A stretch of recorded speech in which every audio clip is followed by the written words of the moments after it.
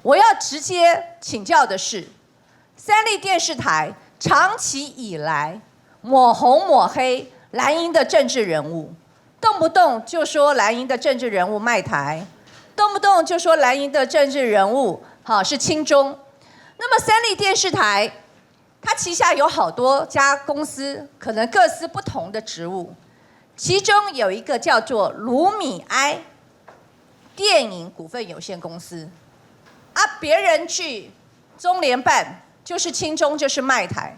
那我们看一下三立下面的罗米埃电影公司，它的作品有一个叫做《近在咫尺》，大陆呢叫做《近在咫尺的爱恋》我没有看过，但是我想这个电影大家都很喜欢了它的合作方包含美雅娱乐、西安美雅文化传播、银都机构公司、北京中盛合创文化传媒。好，我这样讲了以后，大家都知道，又是西安又是北京，它就是完全的跟大陆的电影公司或者相关的传媒公司合作。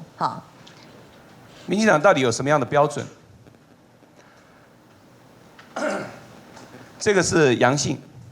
杨信的融资租赁中国公司在上海开幕，可以看到薛凌跟何志伟都在现场。杨信到大陆去投资的时候，这些民进党人怎么说的？我先讲郑文灿好了。郑文灿讲说政治归政治，经济归经济。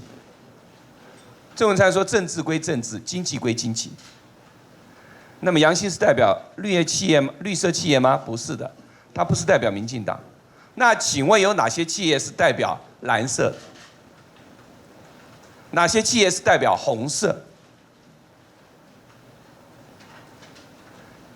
薛凌说：“孩子早生晚生，迟早都要生，人民的肚子还是最重要。”何志伟在回答的时候也说：“中国是一个成长的经济体，台湾跑不掉。”然后何志伟最近还有讲要够巴豆。当所有的台湾人民要够巴豆到大陆去投资的时候，民进党的朋友可以，民进党的家人可以，民进党的高官可以，国民党都不可以。那郑丽君她的先生呢是有名的这个企业家，叫做沈学荣。那这件事情呢，其实在过去已经爆发出来，就是在这个郑丽君还没有担任这个文化部长之前呢，她担任这个民进党立委的时候，这个她在2010年跟沈学荣结婚。那2012年的时候，郑丽君她是作为民进党的立委，结果就被人家踢爆，她的先生在这个中国大陆有投资，叫做东莞居瓷电子有限公司。那它最重要的原物料是来自于中国大陆厂的加工。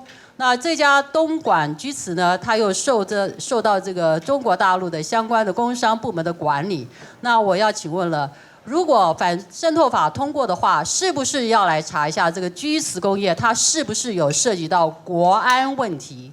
因为它用了中国的原料制成它的产品，然后置入在我们国内厂商所制作的这个。